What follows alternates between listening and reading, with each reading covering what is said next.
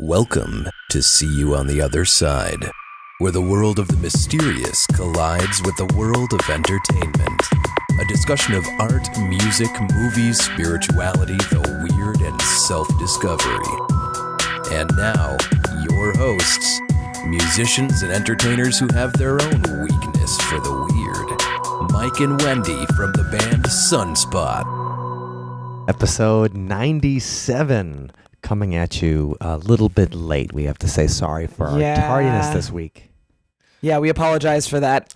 But never like to put one out late, but what were we doing though? Oh man, we had a few things going on. Yeah, I think we did this week. We certainly did. Extenuating circumstances. That's right. Sunday was the Madison Area Music Awards, and we've talked about this before because we asked you to vote for us. And guess what? Your votes worked. Yeah. And so Weirdest Hits, which was our album of songs that we wrote specifically for this podcast. This show, yes. Was declared the Madison Rock Album of the Year. Ooh. And Messiah Complex, which was from our most popular episode, the episode about the Pope and UFO disclosure. And the first song on Weirdest Hits. Yes, and Numero uno. That is Madison's hard rock / punk song of the year. So thank you, everybody who voted for us. Oh, you guys are the best. Moments. You guys really are the best. Seriously, thank you. So number one, thank you for that. And that's what Sunday nights, that's what we were working on. Yep. And then don't forget, there was one other award. Oh, Wendy, I was gonna let you talk about that. No, I don't have much to say except that I got the drummer percussionist of the year. So Wendy is your drummer of the year. Yes. And fantastic. Very honored by that because there's a lot of great drummers in the scene here, and it was just nice to be recognized. So yes, thank you for voting for me. Well deserved, Wendy. Thank you so much.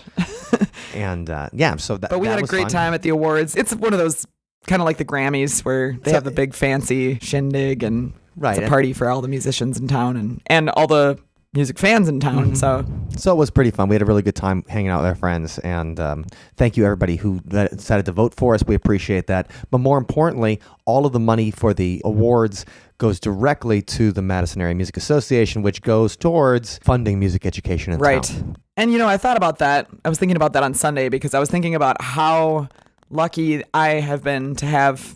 Even as a young child, my parents were very supportive, and they got me piano lessons and had instruments available for me to experiment with and things like that.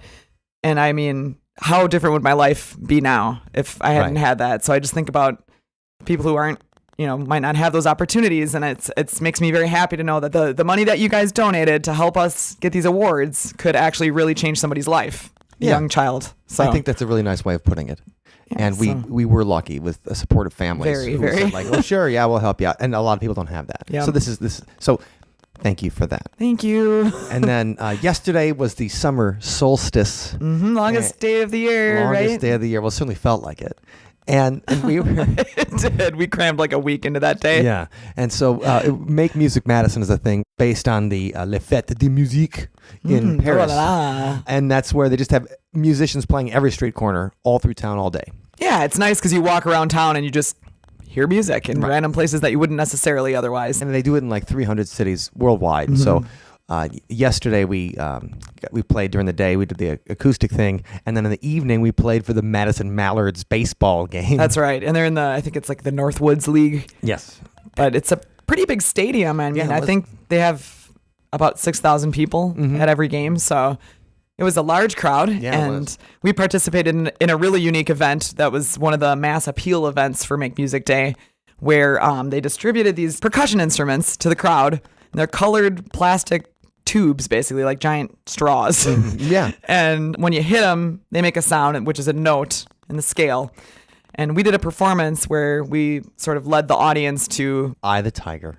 And they played along with us, and it was something else. It was pretty fun. It was ridiculous. It was fun. Yeah. In New York, when they did the same event, they actually had the singer from Survivor do it. Yeah. But the good people of Madison got to have Sunspot. They had Mike Huberty. Not quite the lead singer of Survivor. I think we're luckier. Right. Thank Personally. You.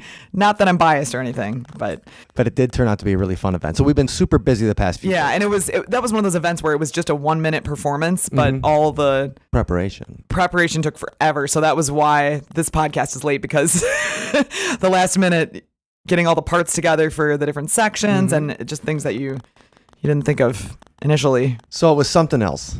And so that's why we apologize for being a little bit late this week, but we do have a fun interview with a guy we met at the Paradigm Symposium in Minneapolis a couple weeks ago, or a month ago now.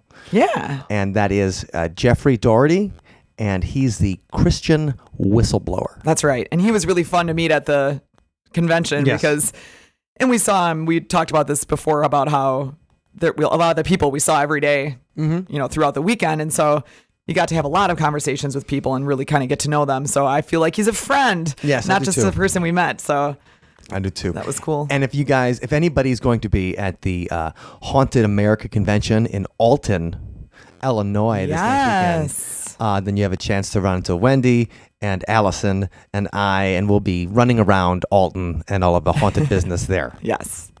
So another convention, another opportunity to make friends. Yes, and so if anybody, and we'll be doing a podcast from there too. So if anybody's going, make sure you come and say hi. So why don't we go back to our conversation with Jeffrey? All right, let's go. Wendy and I have a special guest that we're excited to bring on. We met him at the Paradigm Symposium in Minneapolis just about a month ago, and his presentation was electrifying, so we wanted to bring it to you compelling. guys today. We're here with the Christian Whistleblower, Jeffrey Daugherty. How you doing today, Jeffrey? I'm doing well. It sounds so official. I really appreciate you guys' kind words, and it's fun to be with you. To give everybody a quick background on you, now you're somebody who's studied a lot of Christianity and languages and everything. Where did you get your start in this world? Well, actually, I was a licensed minister, ordained minister for 20 years, and I was ordained by 3 of the largest Protestant denominations in the world, and I was a Bible college graduate. I have probably somewhere between 100 and 150,000 hours of study within the biblical text. Wow. They say that 10,000 hours makes you an expert, so I don't know what that makes me, but the things I talk about aren't something that I've thought about this morning, so I at least do have some background. I also have I guess you'd call it a secular degree that is mainly in geography and anthropology, so I have a little bit of an academic background, and now, I'm dating myself, but going on 35 years of experience in the realms of spirituality, from the very orthodox and conservative Christian realms, now really into kind of the pushing the envelope on free-form spirituality and the paranormal as well. So it's been an interesting ride. So if you started out as a minister, that's we think ministers, we think people who grew up in a very religious environment. Was that you? Did you grow up in from a religious family or a certain sect or anything? It's funny you ask that, because when I was growing up, till I was about, I think, maybe 10 or 11, my dad was actually a Sunday school superintendent for a Baptist church, and that's kind of a big deal if you know anything about the Baptist. And then one of the great ladies of the church, one of the pillars, saw him drinking a beer someplace one day, and they ended up firing him. So he got very upset with the church and with organized religion, and I don't know how much of that carried over to me, but it's funny now, kind of going through a situation not too dissimilar to what my dad went through. But yeah, that was kind of my religious upbringing as a kid. What part of the country did you grow up in? Where'd you grow up? I was born and raised in Clearwater, Florida, which is Pinellas County. Okay. Would you consider that part of the Bible Belt? I mean, was that part of a very religious community kind of county? Yeah, Florida is considered part of the Bible Belt, but, over there on the Gulf Coast, we're there on all the beaches, so we tend to be, I think, as a rule, a lot less conservative, and most of the people in Florida are from somewhere else, so even though Florida is kind of part of the Bible Belt, it's probably really not, but there still is, it's pretty conservative, but not as much as like you would think Alabama, Georgia, Texas, that kind of thing. Well, what inspired you to get in the ministry in the first place? Like, what was, when you wanted to share this with people, what was the main driver behind that? Well, you always say you got called by God, and, I did feel like I did receive a divine calling to the ministry. I think sitting here now, looking back, over 30 years, I probably wasn't called to what I thought I was called to. And, it was just, that was what I knew. I actually had, this is a name you guys may not remember, but Jimmy Swaggart. I had started watching Jimmy Swaggart, and was that? Oh yeah, that's kind of the guy I was, and I got called to preach, and I thought, man, I've got to be the next Jimmy Swaggart. So that's kind of, we were off and running with that, and that's pretty embarrassing, but it is what it is. Well, when I think about watching the televangelists when I was a kid, it's funny you mentioned Jimmy Swaggart, because I remember being a kid and this turning on like the Christian station in Milwaukee, and they had this guy talking, and he was talking about the Book of Revelation, and we never talked about the Book of Revelation in church, in Catholic church when I went to church, because he was talking about dragons and beasts and lakes of fire and all that. I'm like, wow, like what's it? Is this guy talking about a Dungeons and Dragons game? Like, what's going on? This is cool. Yeah. So all you guys talked about was guilt in the Catholic Church, right? Yeah, we got plenty of that. There's guilt to go around in all of the, I call it Roman Catholicism and Roman Protestantism, because it really is the same thing. It's just Protestants, don't think as much of the Pope and usually aren't afraid of holy water. But so you got into that, and you felt a calling, and then you started studying the Bible. I did. I went to Bible college and started preaching at a very young age. I think I was 19 or 20 when I started preaching.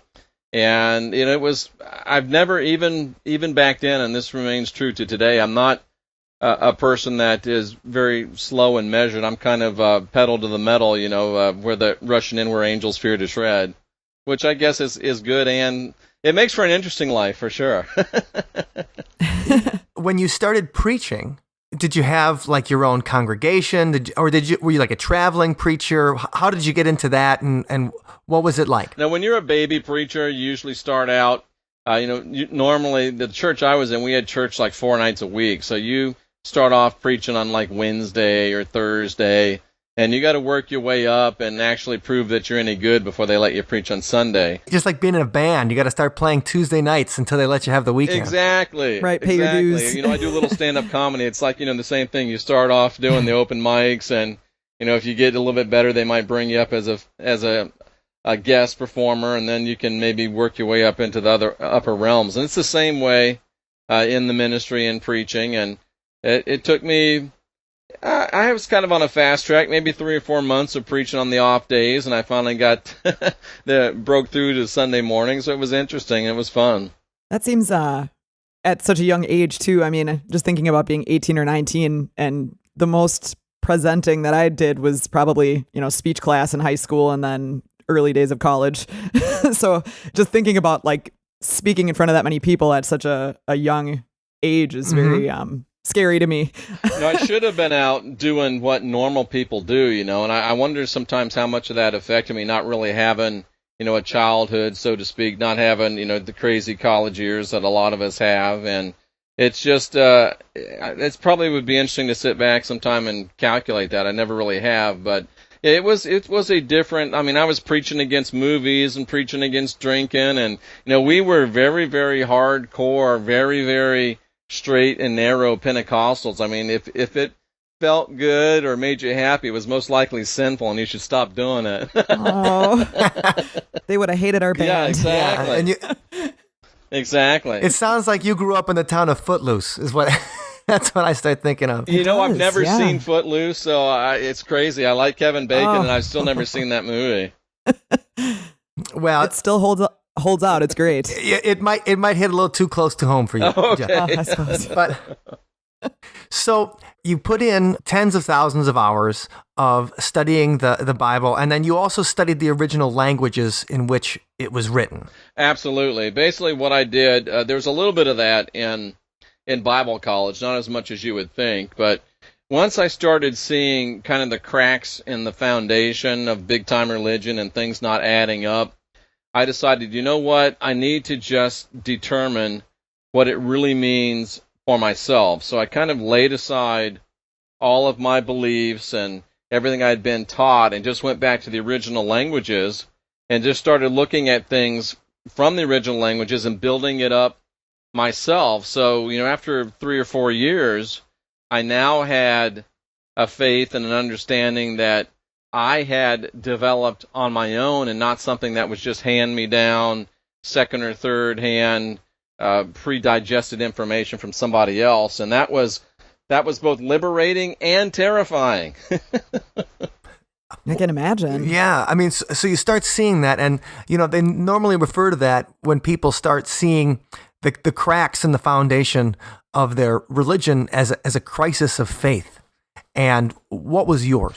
Well, and you got to remember too, I was a preacher at that time, so I'm pastoring a church, living in housing provided by the church, cashing a check provided by the church, eating food provided by the church. I've got a couple of kids, so when you talk about a crisis of faith, you're talking about a real crisis of faith, and it was a crisis of everything and everything going on. But the first things I started realizing were differences between what Paul taught and what Jesus taught. And I was thinking, man, something is not right here. And I remember going to my elders and my leaders and my superiors. They're like, oh, you just got to put that on the shelf, don't have a lack of faith. God moves in mysterious ways, all the cliches. But I just couldn't, and I fought it for years. I just couldn't square the fact that it appeared to me, at least, that from the original languages, that Jesus was teaching one thing and Paul was teaching another. And finally, I got the guts after many years, probably too many years, to realize that I had to make the break, because I couldn't be a part of something that I didn't believe in anymore, and that I believe really was a fear and a guilt matrix, if you will, set up to control people and extract the maximum amount of money and worship from them. I was curious, as you were beginning to have this inner conflict and these questions coming up, did you speak to your mentors about that? The other people within the organization, what type of answers did they give you when you brought those topics up?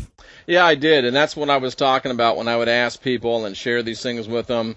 And the classic things are, we just have to have faith. I know it doesn't look like it adds up, and I know it looks like it's contradictory, but you just have to have faith. And things like, we can't understand everything that God understands, and then classic stuff like, how could you be the only one that has discovered this? You just got to realize that there's something wrong with you, or something wrong with your faith, and just, wow. Hush up and go along, pastor your church, cash your check, and, don't rock the boat. And that's literally what it was like. And that's an interesting thing, because don't rock the boat. Like you said, you had a family. Your life wasn't just a job. You were, you were in there like being in the military or something like that, where the church is probably your social life. It's, just like it's part of your family.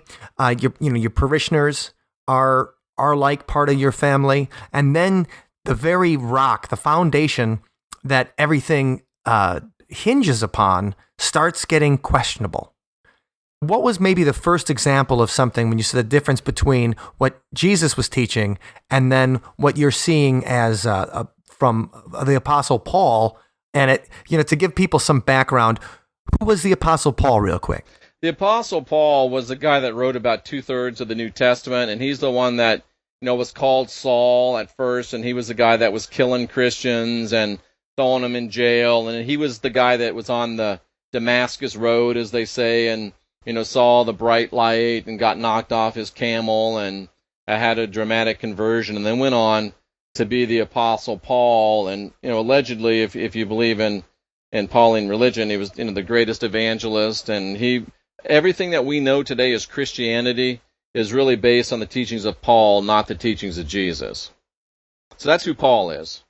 That's a quick Bible primer for anybody that maybe isn't as familiar or hasn't been caught up on their Sunday school. Yeah, absolutely. And so what was maybe the first example of something you saw that, like, okay, Paul wrote this, or the translation said this, but the original text says this?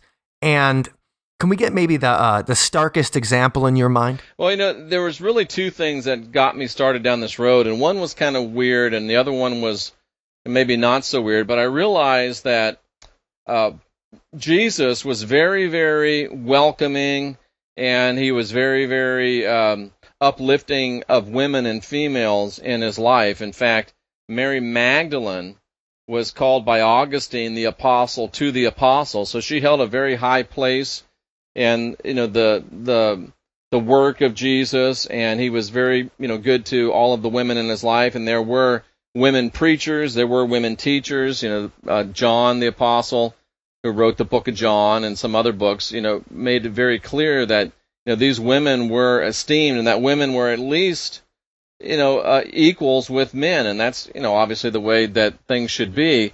And then you read Paul, and Paul says that women should not even say a word in church. In fact, he said it is a shame if a woman speaks in church, and that a woman should never preach, a woman should never teach, a woman should never have any authority or leadership over a man. A woman should literally be staying at home, a keeper at home, which means get in the kitchen and make me a sandwich, and that it really was that woman that sinned and not men. So he was blaming everything on the women, and women should just giggle and nod, and I'm sure Wendy would have no trouble with that whatsoever. Right. No, that's not and a problem. And then Right. Jesus is saying something so different. I'm like, wait a second, how do you reconcile these two things? And then the second thing was kind of a theological thing. Jesus was, very supportive of the Sabbath. He worshipped on the Sabbath. He went to the synagogue. And then Paul was saying, the Sabbath is done away with. Don't worry about it. So those were the two things that really started me down that road. And once I opened that door, it's like the floodgates just opened. And literally almost everything that Jesus taught is contradicted by everything that Paul taught. It's really two different religions. And that's kind of my whole message is, if you're a Christian and you want to know the truth and you want to have a reality of, if you want to really know what you believe, you at least ought to know that there's a religion of Jesus and a religion of Paul, that they're different, and that you should at least know that, so you can look at both of them before you make your decision what you want to base your spiritual destiny on. And so if people are interested in learning maybe more of what actually Jesus said instead of Paul's interpretation of it, where's the first place they should look? You really should start with the book of John. The thing that needs to happen is you have to read the New Testament in its chronological order, and it'll blow people's mind to realize that the New Testament as we have it is completely, totally out of order. The books are totally 100% jumbled up, which makes no sense at all. I mean, the first book we think of Matthew is like the 17th book, and the first book was really James. So why is it so messed up? Why did they, when they knew when they were published, why did they put them together the way that they did? Well, because it shows a completely different story. And when you read the New Testament in order, and I've got the only one out there, it's called the Diamond New Testament. You can get that on my website, or you can just Google New Testament books in order of publication and just start reading your New Testament in order. And when you read it in order, the craziest thing happened. You realize that, kind of in modern terms, the New Testament was a Twitter war between Jesus and his apostles and Paul and his apostles. They were going back and forth at each other from the beginning. And the New Testament has been reordered, so it looks like Jesus came and did his part, and then Paul came along and took us to the next level, which is completely bogus historically. So that's where I would start. Wow, that's really... Well, that's a great thing to know. And it's also a funny thing. It just makes me think of when you were talking about, the books written out of order, like, why would they do that? And I'm like, well, maybe they were going for like a Quentin Tarantino Pulp Fiction kind of thing to make it more interesting to read by putting everything out of order. Or maybe there was some agenda behind it. I was on a show the other night, and that's the first time I ever heard that. The guy said the same thing to me. Oh, it's like Pulp Fiction. It's all out of order.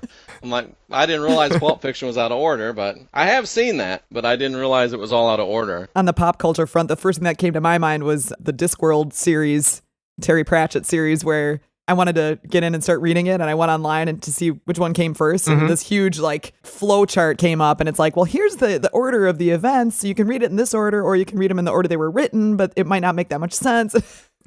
I'm like, oh, how do I just get into this world here? Well, I mean, if you're talking about a historical document, and you're talking about a document that is supposed to show the development of thought and doctrine of the New Testament church, you want to read that in order, and the only reason it would be out of order is if someone didn't want you to understand the original flow and development of doctrine in the New Testament if someone didn't really want you to know what was actually happening. That's the only reason to jumble that up, and that's exactly why it was jumbled up, in my humble opinion.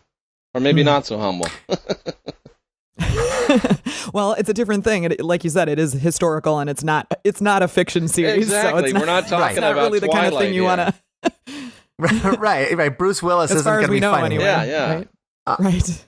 Well, also though, I think something you bring up in your presentation is the difference between the original text and then the translation. So when we think of our King James translation, I mean, that's like 16th, 17th century, right? It's 17th century, about 1616, interestingly enough, on June 16th. Oh, yeah. Hey, there you go. So, but the idea is that maybe they translated it a certain way where we lose some of the original meaning. And you talk about that in your presentation, that even when that angel comes to Mary to let her know that, hey, you got a baby coming and it's from God, it's really different in the original text that it is in the translation. And can you get into that for a little bit? Yeah, absolutely. And the thing that, the first thing that blows your mind is that the New Testament is all jumbled up. And the second thing that blows your mind when you realize it is, today in our world, we kind of all have the understanding of how the government is, that the government's probably not telling us the truth all the time, that the government probably has an agenda, that the government probably is looking to, do some control over us. And, in our realm, the paranormal realm, the conspiracy realm, we have no problem questioning whether or not the government is actually telling us the truth, the whole truth, and nothing but the truth, and whether they have our best interests at heart. But what we don't realize is the New Testament, and I've got one right here, the New Testament was written in the Roman Empire, and the Roman Empire had these guys called censors. That's where the word censorship comes from. So every word that was written in the New Testament was vetted and approved by the Roman Empire, which was the government. And then, like you said, Mike, down on through into the 16th, 17th century, here comes King James and his merry men, and they were the government, right? And then they edited, redacted, added to, not really added to, but took away and did all their editing. And so the New Testament that we have today passed through the Roman government, which was a world empire. So it passed through the Roman New World Order. It passed through the British New World Order. And today what we read is exactly like the President Obama authorized version or the President George W. Bush authorized version. Mm-hmm. But we will not, most of us won't stop or pause to consider that if we question the government on everything else, but we just swallow hook, line, and sinker everything that not one but two governments has told us is true in our spiritual life. And that blows my mind. How can people do that? It's crazy.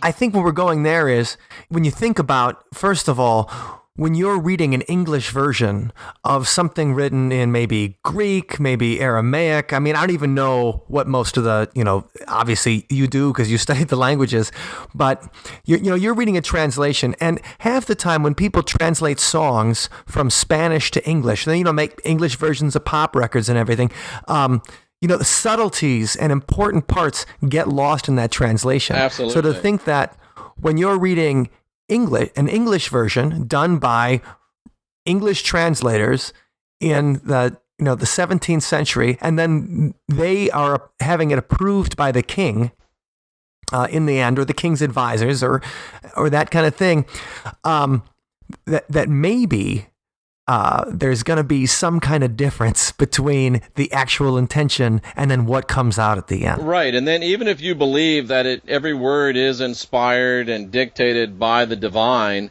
you're going through these filters of not one but two world empires, and then you got to go through the filters of the people that are actually doing the translating, and then you got to ask yourselves, are there any agendas? And that's kind of what we got into at the Paradigm Symposium, because we can't really get into that whole thing, but just for example, when the angel comes to Mary and says, you're going to have a baby, when you read it in the King James, it sounds kind of cool. The angel appeared and said, the power of God's going to come upon you, and you're going to find yourself with child of God, and you're going to call his name Jesus. It sounds kind of, you can almost hear the angels in the background kind of, yeah, you guys are the magicians.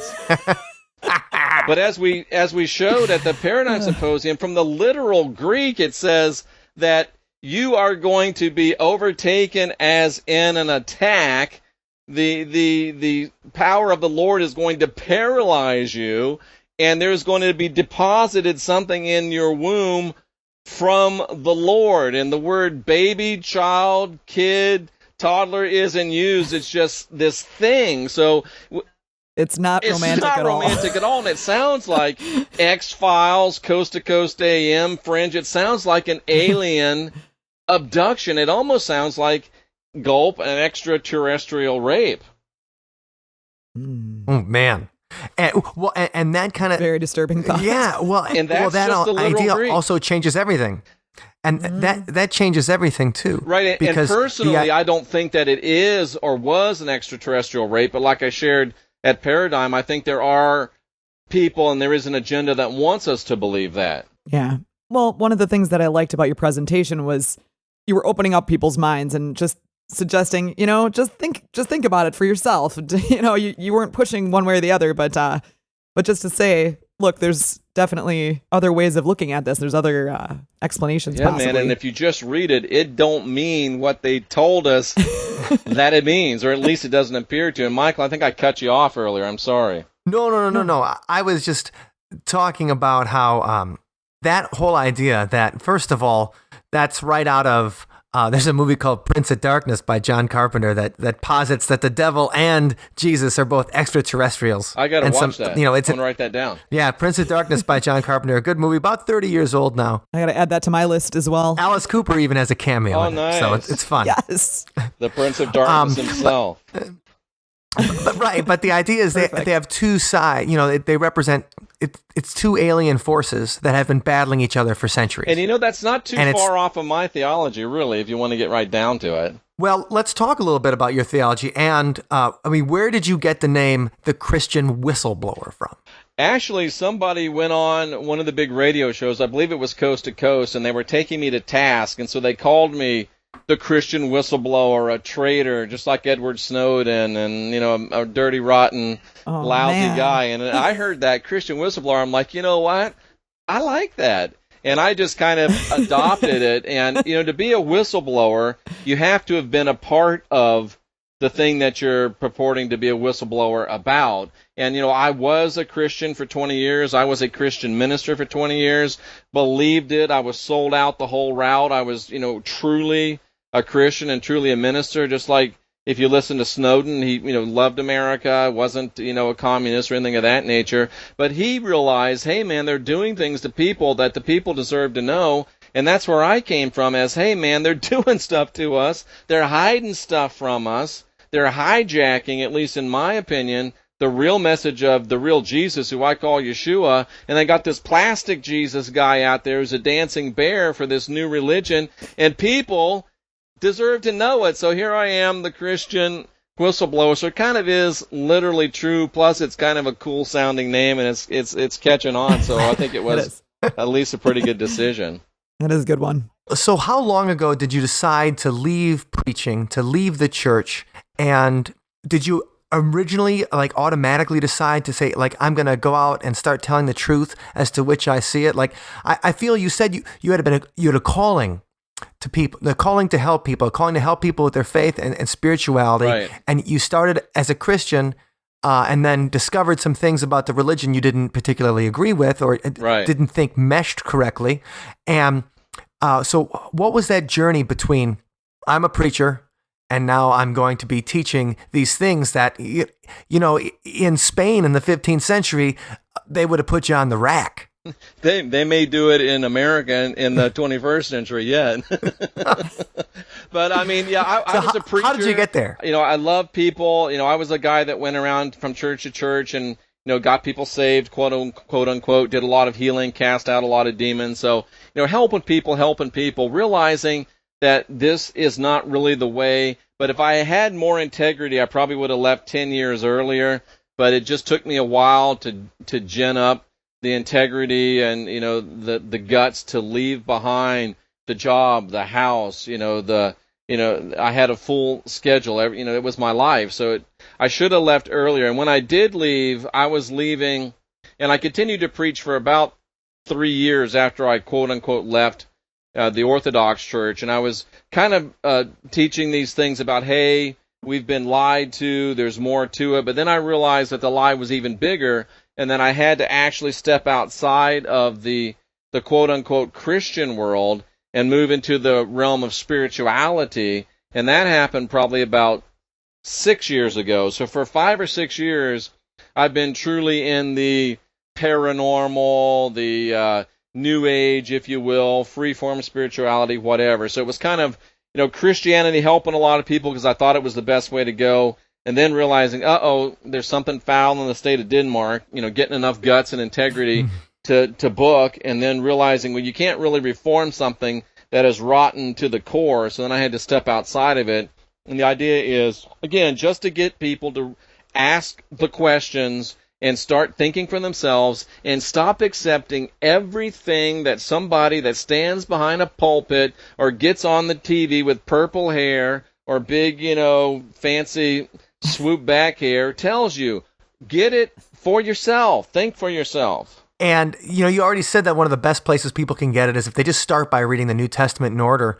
Where can they get a more exact interpretation/translation of the New Testament if they're looking to learn from Jesus' teachings instead of the King James translation or the Roman translation? Where can they get that? Believe it or not, guys, closer to the beginning. Believe it or not, it's been 2,000 years, and for some reason, it wasn't until some crazy, long-haired ex-Pentecostal preacher decided to put together the Diamond New Testament that anybody ever put the New Testament in chronological order. It's the only one out there, and that's the only reason I say that. We have it on our website. There's an ebook that's cheaper. There's a paperback as well. But you can go to Google and you can just Google New Testament books chronological order, and it'll give you the order. And you can go to the King James or whatever and read them in their chronological order, and even that will help. But the Diamond New Testament, I should tell you all of the facts of it. Not only is it the New Testament in order, but we also took all the writings of Paul out of it. So it's just the teachings of Yeshua or Jesus and his apostles without the Pauline stuff. And the first book I wrote was called Apostle Paul Antichrist, and that kind of was a novel of how this whole thing unfolded. But I have another book out there that I had at the symposium. It's called Final Message of the Last Apostle, I believe. But that has in it all of the facts from Apostle Paul Antichrist without the novelization of it. So if you really, really want to know, unfortunately, at this point, and it's not me trying to blow my own horn, the Diamond New Testament, Final Message of the Last Apostle, really is the only place that has all of the information laid out for this belief or this teaching or this theory, and really that's exposing these facts, take them or leave them. And just curious, so the way that you arrived at that is by looking at the original non-translated text, and then with your language experience and everything, looking at the actual translation. And I was just curious of how you separate how do you know which things were the facts and which things were the dramatization? Well, it's really pretty simple. You don't even have to be a Bible scholar. You can go on. It's the one I use is called BibleHub.com. I don't get paid for using them, and they probably would prefer that I didn't use them. But you can go in there and you can look at any verse of the New Testament or the Old Testament, and it'll have the original Hebrew or the original Greek, Old Testament Hebrew, New Testament Greek, and then right underneath it, it has the English translation. Oh, wow. And you can even click on the English word or the Greek words, and it'll give you an expanded definition of the word. So everybody with a little bit of initiative that wants to take the time to quit worrying about who's getting voted off the island or who's winning the singing contest can go Right. on and look it up for themselves. You can know everything that a doctoral level seminarian knows. You can discover it for yourself now, and that's new. That's within the past 3 or 4 years that's been available to us. The internet. The internet. That's pretty exciting. Going back to something we talked about before, I mentioned that movie Prince of Darkness with the devil and Jesus, or Satan and Jesus, as adversaries, Right. people that came against each other over the course of millennia, or over the course of forever, maybe. Yep. But getting into that, now you call the book Apostle Paul Antichrist. Now, are you getting at that maybe Paul is the antithesis of Jesus? Yeah, that's a good way to look at it. Most people think about, the Antichrist, end time, boogeyman, pin the tail on the Antichrist. Is it Reagan? Is it Obama? That kind of thing. Well, the book Apostle Paul Antichrist just means, it takes the original language. Antichrist just means against the anointed. And Paul was, in the words of Thomas Jefferson, the first corrupter of the doctrines of Jesus, and he really was. So it's in that sense that Apostle Paul was the Antichrist, really the first Antichrist, because he's the first one to start teaching against the teachings of Jesus, again, who I call Yeshua, and his apostles. So in that sense, it's Apostle Paul Antichrist. And do you see, did he change the text to enrich himself, to make him the real founder of the religion, or what do you think his motivations could have been? Yeah, that's a great question, and that's something that I still, sit around and think about today. Paul was a very unique individual, one of a tiny handful of Jewish people that were also Roman citizens. He was in the family of King Herod, and he was buddies with Nero, who became Caesar. So this was a guy that was incredibly, the word slips my mind right now, but he wanted to be the head honcho. He wanted to be famous. He wanted to be rich. He wanted to be important. So he had that. Plus, he was the L. Ron Hubbard of the first century. I think that L. Ron Hubbard had way more integrity than the Apostle Paul. But Paul was very, very, I don't know why that word keeps slipping my mind, but also I think as I ponder it, yes, he was vainglorious, yes, he was power hungry, but he also, I think, on that road to Damascus, probably got possessed by who I call the Lord, Yeshua, Jesus calls his adversary, and it was probably the combination of his own avarice and really probably a spiritual possession that drove him to be the guy that he was ultimately. That's interesting. So in your theology, a lot of people they'll believe in God, they'll believe in a higher power, they'll believe in something, but they don't believe in the devil or the opposing force, or the adversary is the original word that Satan means, right? Absolutely. So in your theology, do you find evidence of the devil? See, that's the key. You've hit on it, Mike. If you just follow the words of Yeshua, again, Jesus, if you just follow the words of Yeshua, he says, in the Greek, it's the Satan. It's not Satan, it's the Satan. And the Satan is that force within each of us that's adversarial to us becoming good people, spiritual people, and ascending, if you will.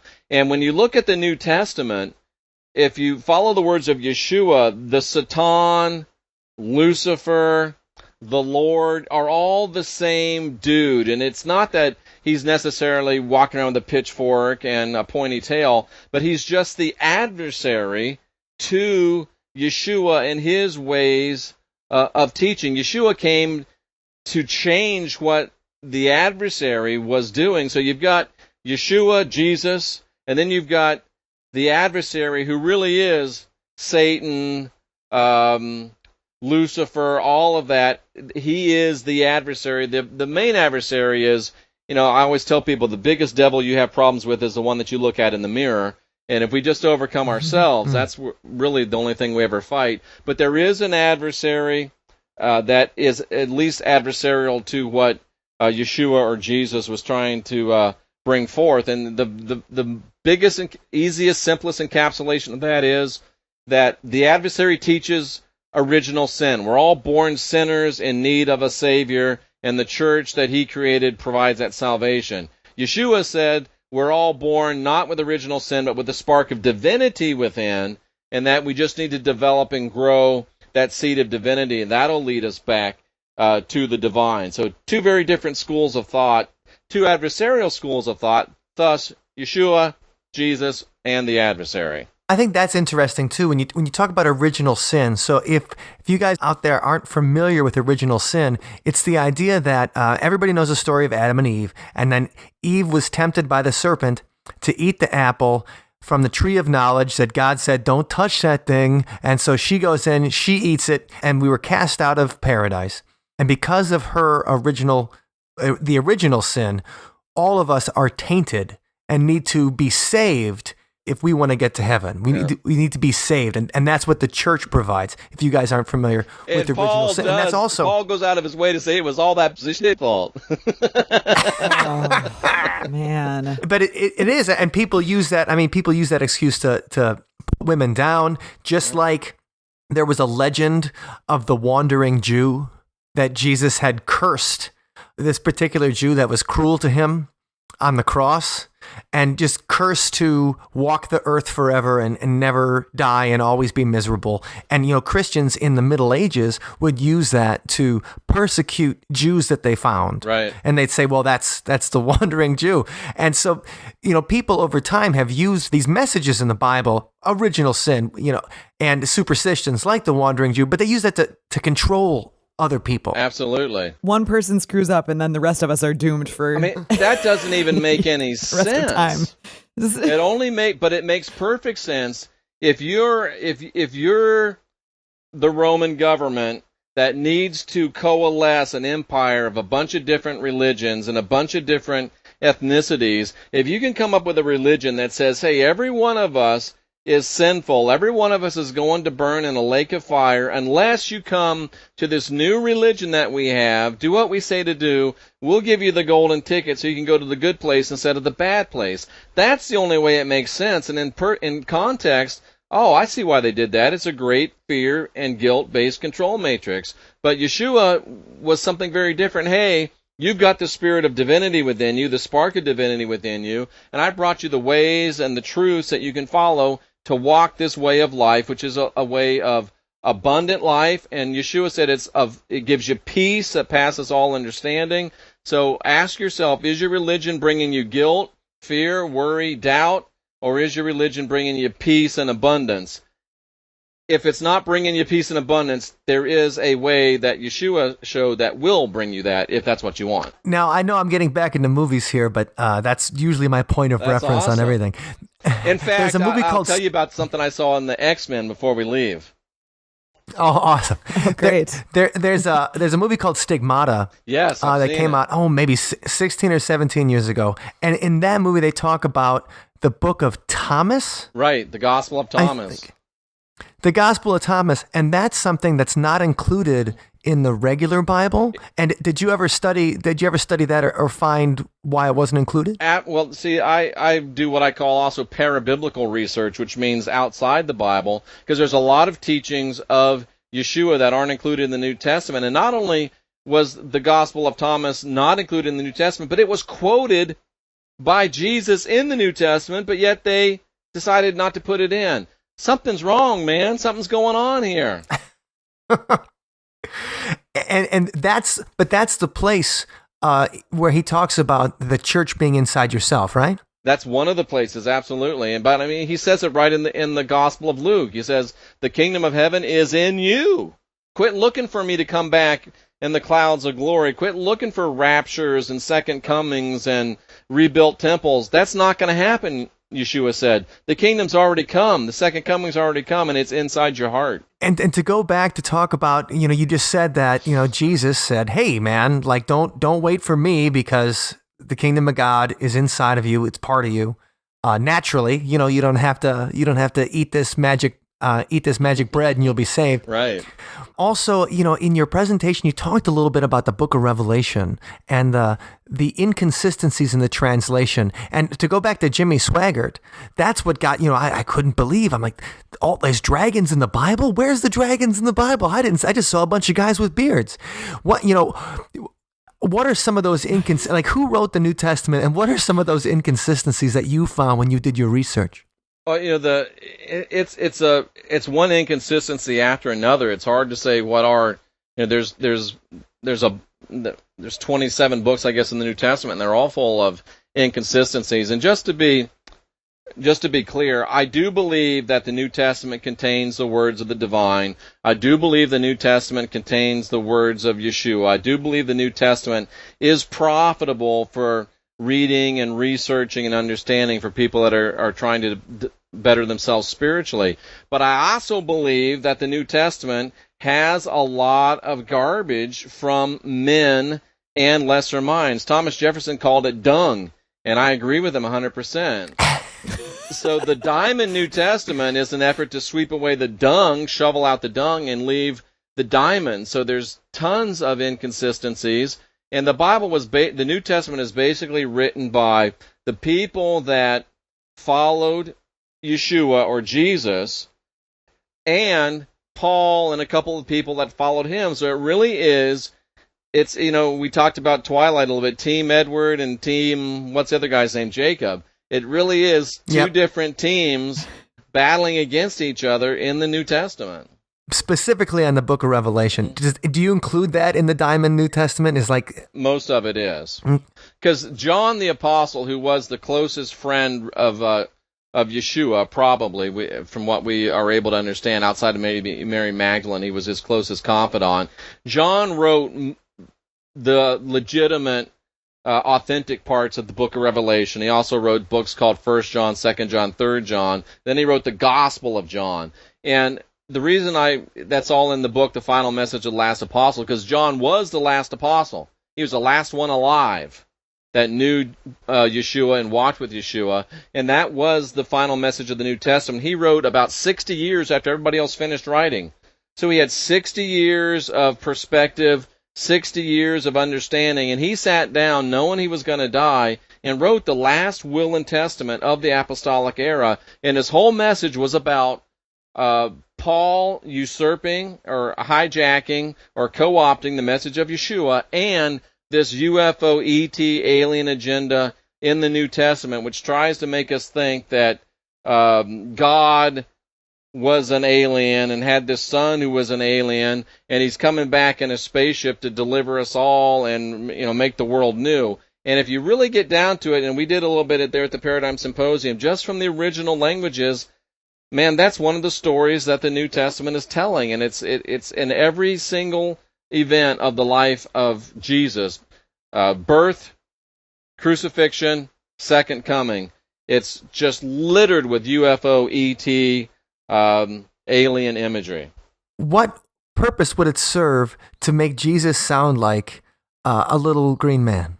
Well, I don't know if they make him sound like a little green man, but the whole purpose really is, number one, to create confusion and to create doubt, but really it sets the table for the adversary, who I think is very clearly shown as the Lord in the New Testament, to make his final effort to conquer planet Earth. And if you read Revelation 21, and we did a little bit of that at the symposium, you can see that it very clearly, if you looked at it through 21st century eyes instead of first century eyes, it looks like somebody returning in a ship with a fleet of ships to decimate the earth and to retake control. Now, this is twisted and turned for Christians to think that God's going to come back and put down all the bad guys and then save just the chosen few. But really, man, when you look at it, this guy comes back hiding who he really is, blows the hell out of everything, and then takes over control of the earth. So make that of it what you may. In the new X-Men movie, X-Men Apocalypse, I think it was, this villain, I can't remember what they called him, but they asked him, "Who are you?" He says, "I've been called by many names. First, I was the Elohim," which is what the Lord was, with Yeshua and Elohim. And they say, "Why did you come?" He said, "I have come to destroy your world and make it anew." And John said in the book of Revelation that the Lord was going to come back and that the present heavens and earth were going to pass away, and he was going to make them all new. So this X-Men villain is saying the exact same things that the Lord said and that John said he was going to do in the Bible. So I find it interesting, and maybe an Easter egg dropped into the new X-Men Apocalypse movie. Well, I think that whole idea is interesting too. The setup that, God's coming back or the Lord's coming back is going to take everybody out, make everything anew. And if we're on his team, then he's going to save us. And that makes me think of, like, Wendy, when we were talking about the Puritans and the Calvinists. Yep. In our Satanic Thanksgiving episode, the idea that that almost makes those kind of people that, like, oh, there's only going to be 440,000 of those elected, and we're going to be the ones saved, and everybody else is going to go in the lake of fire. Right. Yeah, 144,000. 144,000. Just to give you that context, makes them. When it says he comes back and he's got a garment dipped in blood, that sounds majestic. It sounds like, here's Jesus coming, he's great. But when you read it in the Greek, it says his garments are stained with hemorrhaging blood of the slain. It's a dude that's been killing people for thousands of years coming back saying he's Jesus when he's not. It clearly shows that he's covering up his own identity. He's the Lord, and he's covered with splattering, hemorrhaging blood, and we're supposed to believe that this is the God of all gods, the King of all kings? I say nay. Well, because it sounds terrifying. It is makes me terrifying, again, but we've been not romantic. we have been duped. So that's my story, and I'm sticking to it. As Wendy's chugging her water there, or whatever it is. Sorry, it's coffee. No, but we love it. And, if people want to find more of your message and they want to watch your videos or hear your radio program, where's the place they can go do that? Or Jeffrey? if you want to stay away from it, make sure that you don't go to JeffreyDaugherty.com. That's JeffreyDaugherty.com or ChristianWhistleBlower.com. And that's kind of the portal for everything. I've stepped away from radio. I'm not doing radio anymore. I had a bad experience with my last network. So we do real well on YouTube, so we're doing everything on YouTube these days.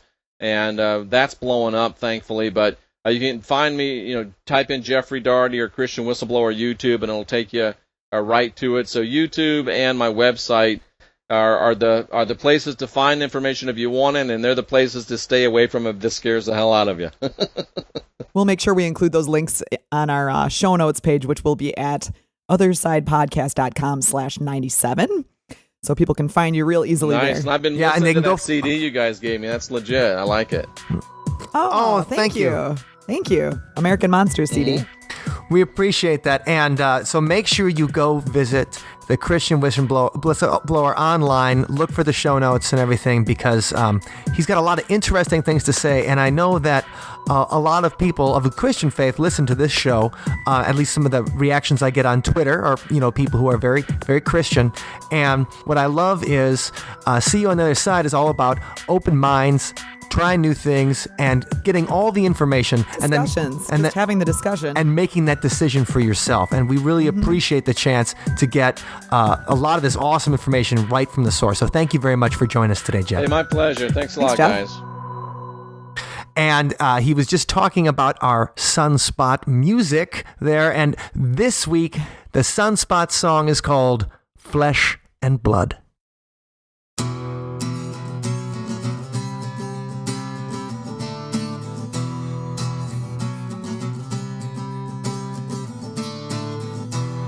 Why did you let them take control of your mind?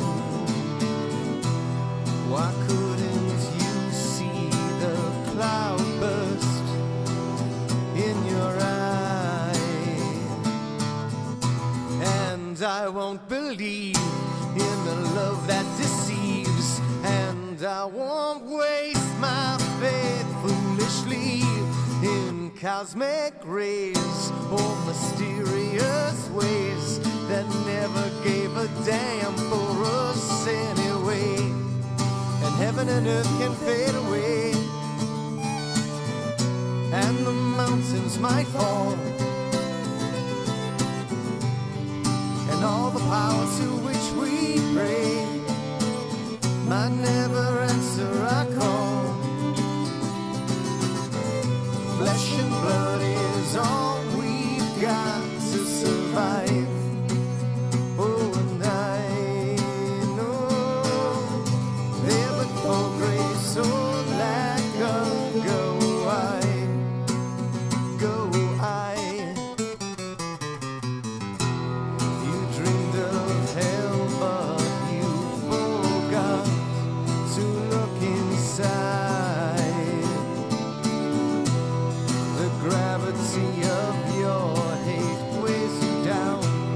so why don't you fight? And the tragedy of humanity is to know our shell might be empty till you have no shame in all these lives in vain, when you would kill yourself just to honor his name. And heaven and earth can fade away, and the mountains might fall, and all the powers to which we pray might never answer our call. Flesh and blood is all we've got to survive. Oh, and I know they're for grace or lack of go away.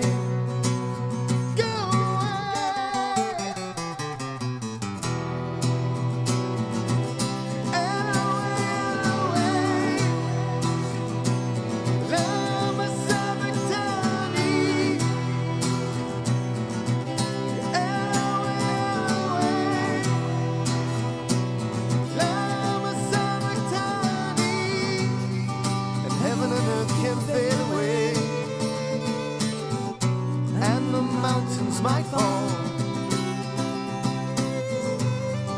and all the powers to which we pray might never answer our call. Flesh and blood is all we've got to survive. Oh, and I know they're but for grace or lack of go.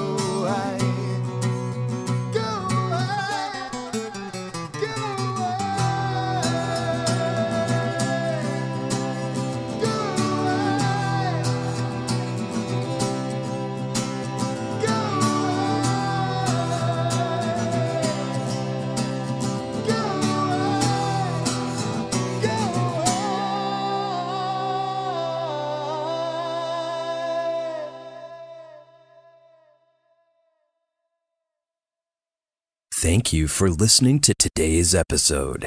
You can find us online at othersidepodcast.com. Until next time, see you on the other side.